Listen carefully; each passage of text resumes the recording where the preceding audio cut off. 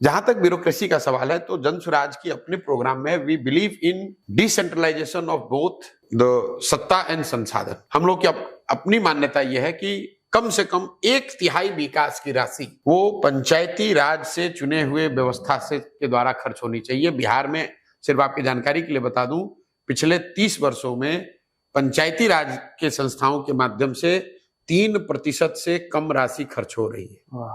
1/3 हम लोग कह रहे हैं कि खर्च पंचायती राज के माध्यम से होगा।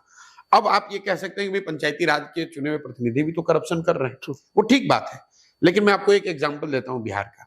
यहाँ नल जल योजना में बहुत बड़ी 25-30 हजार करोड़ रुपए सरकार ने खर्च किया। उसमें बहुत बड़े घोटाले की लोग बात करते हैं कि भाई बहुत लूटपाट हुई, पैसा खर्च नहीं हुआ या पैसा बर्बाद हो गया, घरों में पानी नहीं पहुंचा। नल जल कराने की जो जिम्मेवारी थी वो वार्ड सदस्य की दी गई थी। उसमें कुछ लोग, मुखिया लोग भी किसी स्तर पर इन्वॉल्व थे और सरकारी तंत्र अफसर इन्वॉल्व था।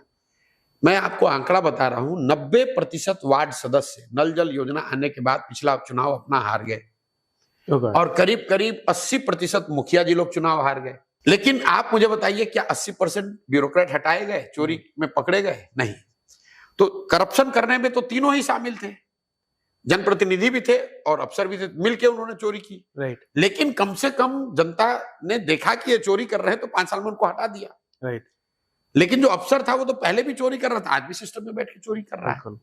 तो ब्यूरोक्रेसी पर लगाम तब लगेगी जब स्वच्छ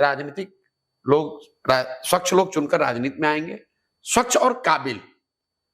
दूसरा, उनके हाथ से decision making, subjective decision making हटाकर नियम बना दिए जाएं, रूल बेस्ड डिस्ट्रीब्यूशन अगर कर दिया जाए और उसका विकेंद्रीकरण कर दिया जाए तो उससे बहुत स्तर पर, बहुत हद तक सत्ता में बैठे हुए जो अफसर हैं उन पर लगाम लगेगा।